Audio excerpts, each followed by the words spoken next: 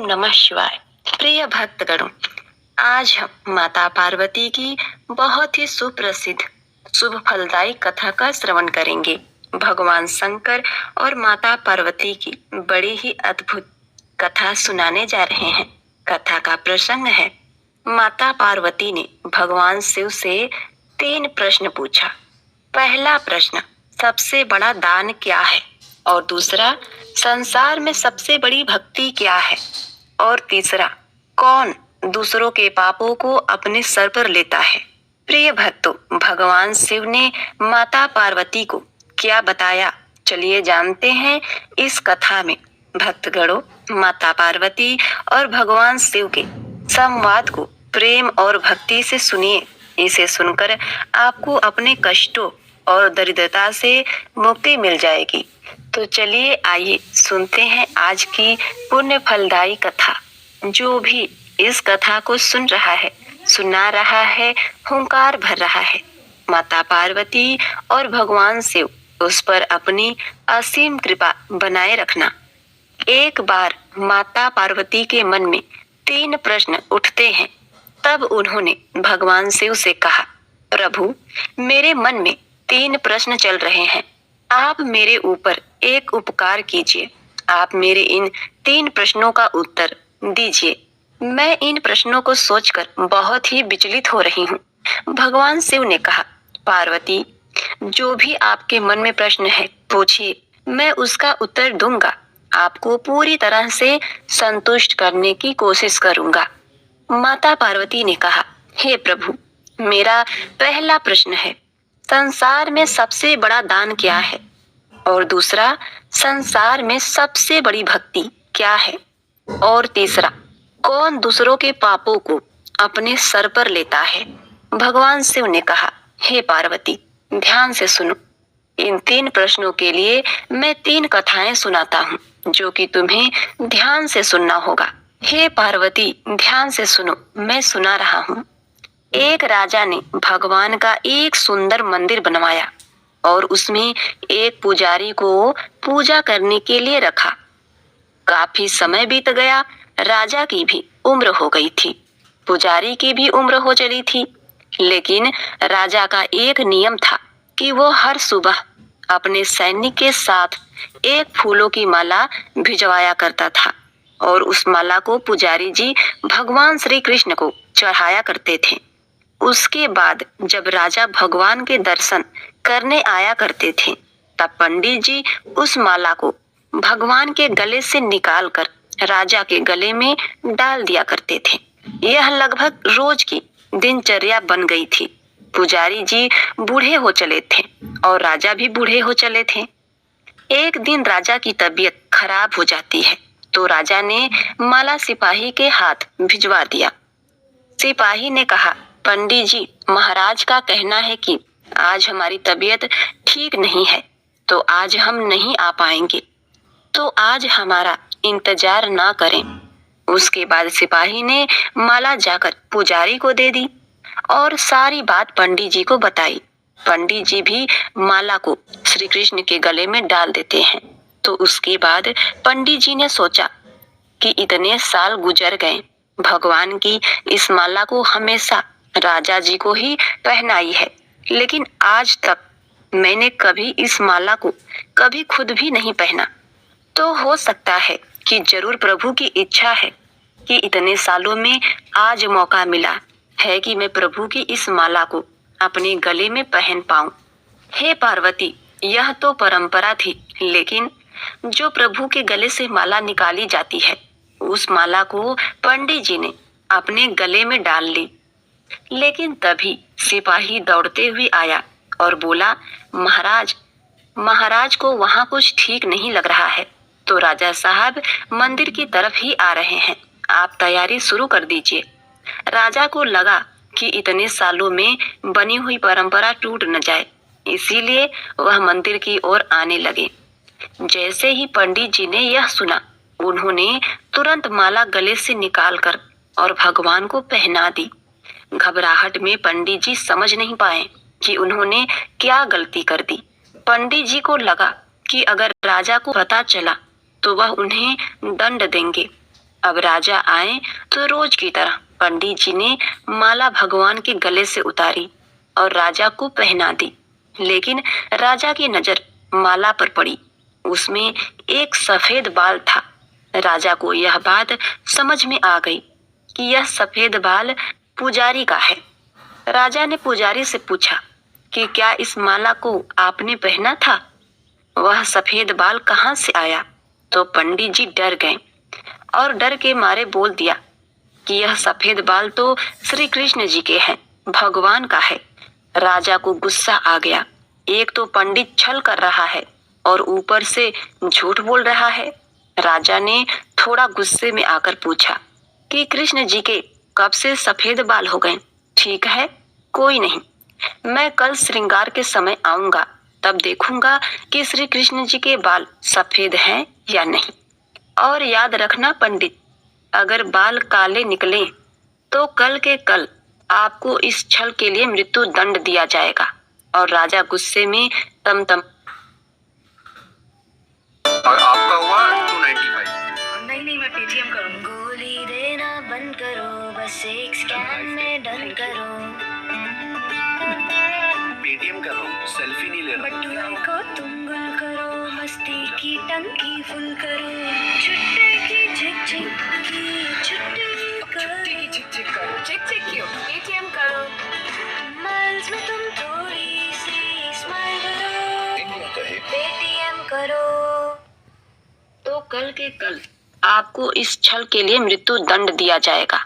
और राजा गुस्से में तमतमाते हुए वहां से चला गया। और इधर पंडित जी को अपनी मृत्यु नजर आने लगी थी।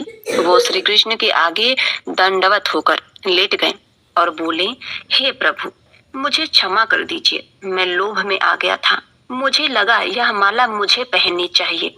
मुझे बचा लीजिए प्रभु, नहीं तो कल राजा के हाथों मेरी मौत निश्चित है। पंडित जी पूरी रात भगवान से विनती करते रहे, रोते रहे, प्रार्थना करते रहे कि प्रभु मुझे बचा लीजिए। अगली सुबह राजा श्रृंगार के समय पहुंचा और पहुंचने के बाद राजा ने पंडित से कहा कि पंडित जी मुकुट उतारिए, मुझे बिहारी जी के केस देखने हैं।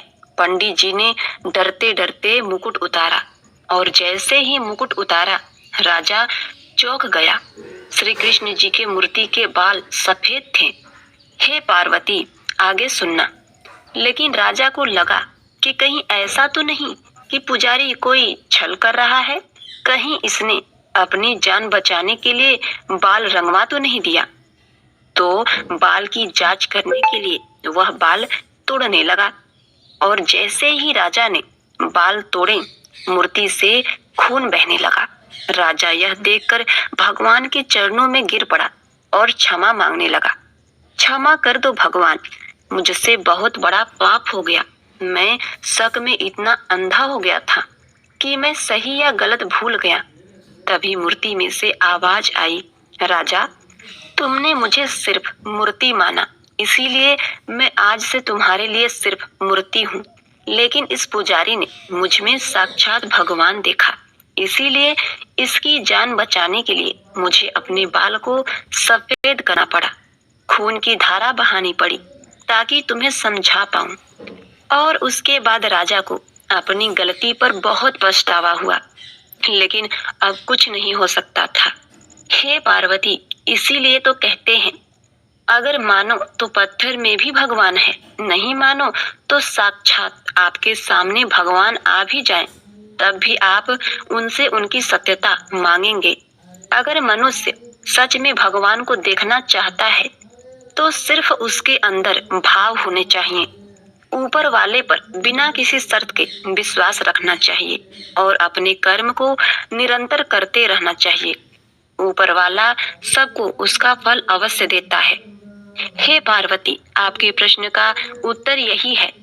संसार में सबसे बड़ी भक्ति है भगवान पर अटूट विश्वास।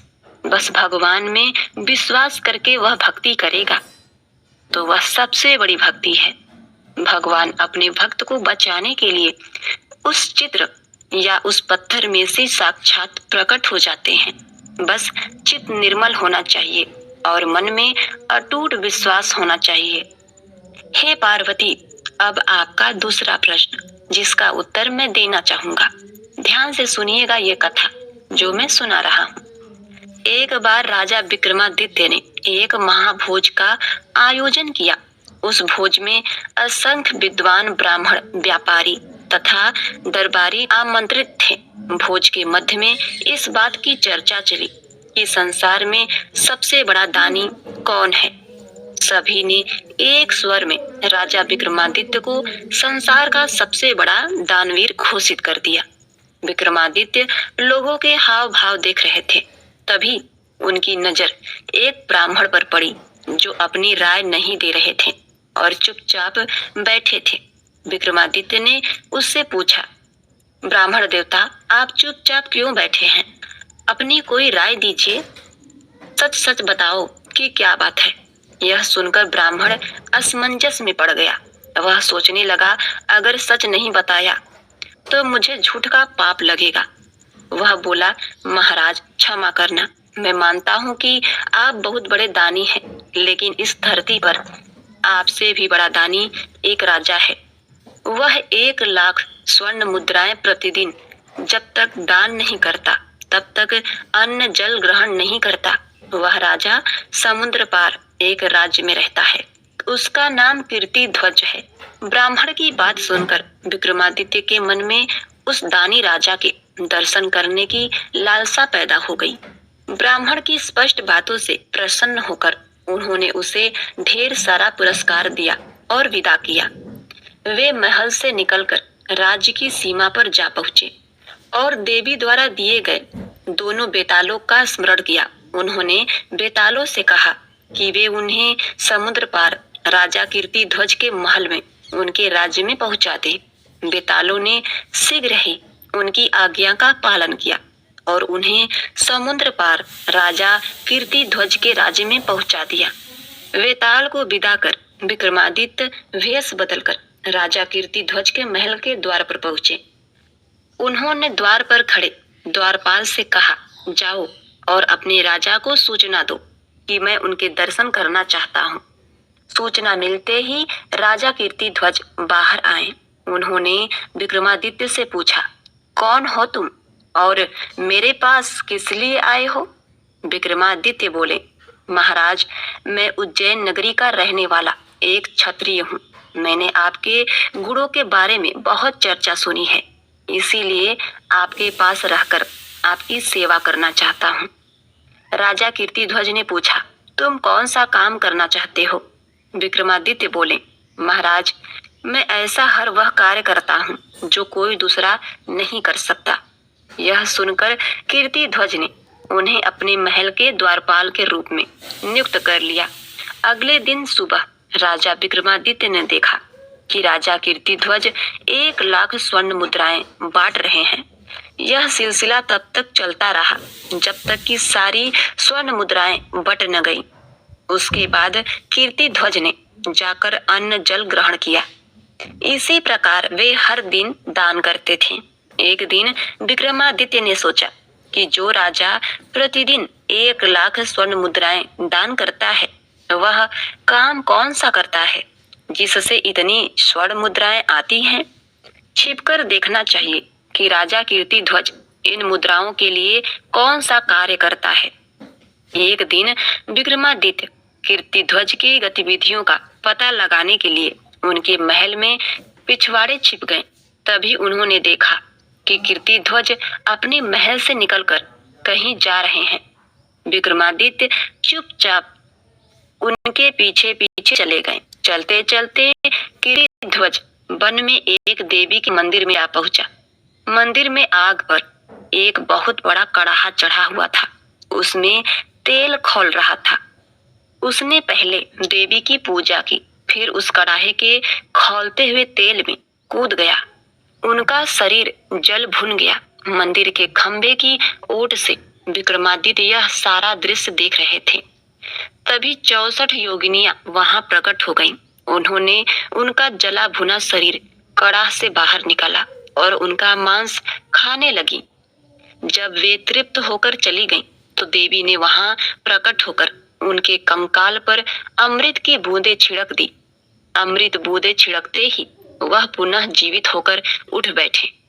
उनका शरीर फिर से पहले जैसा हो गया। उसने बड़े आदर से देवी को प्रणाम किया।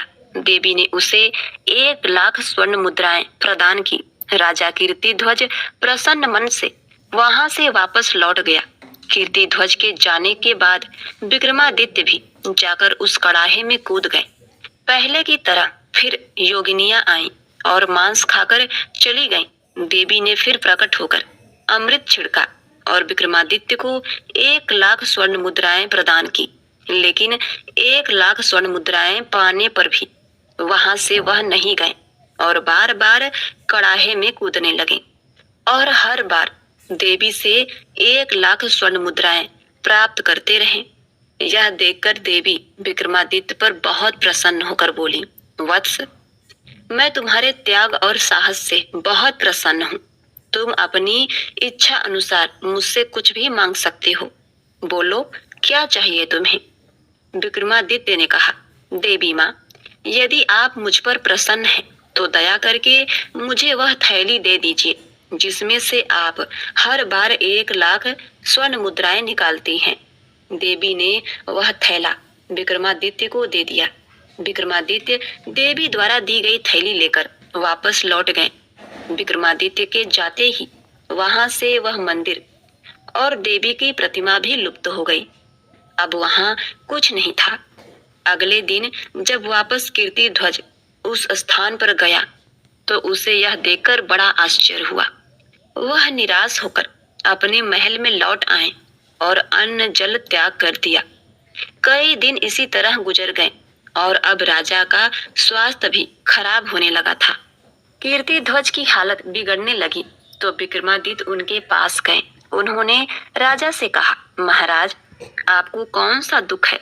आपके दुख को देखकर सारी प्रजा व्याकुल है। कृपया अपना दुख मुझे बताइए, मैं उसका निवारण करूंगा। लेकिन कीर्तिध्वज खामोश रहे। उनकी खामोशी देखकर विक्रमादित्य ने फिर से कहा, महाराज, अब आपने मुझे नौकरी पर रखा तो मैंने कहा था कि जो काम कोई नहीं कर सकेगा उस काम को मैं करूंगा।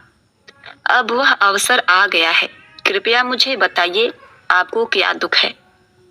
हे पार्वती, आखिरकार राजा कीर्तिध्वज को अपने दुख का कारण बताना पड़ा। उन्होंने 1,00,000 स्वर्ण मुद्राएं के मिलने की कहानी विक्रमादित्य को सुना दी और कहा कि अब उस जगह न तो मंदिर है और न ही देवी माँ की मूर्ति। विक्रमादित्य ने उन्हें ढाढ़स बंधाया और कहा, महाराज, आप चिंता न करें। आप सवेरे उठकर नहा धोकर दान के लिए सिंहासन पर बैठे। आपका दान उसी तरह चलेगा जिस तरह से चलता आ रहा था। यह कहकर उन्होंने देवी द्वारा दी गई स्वर्ण मुद्राओं की वह थैली उन्हें दे दी और कहा, महाराज, आप प्रतिदिन इस थैली से 1,00,000 स्वर्ण मुद्राएं निकाल सकते हैं। यह थैली कभी खाली नहीं होगी। हे राजन, मुझे आपका रोज रोज कड़ाह में कूदकर प्राण गंवाना देखकर दुख हुआ था।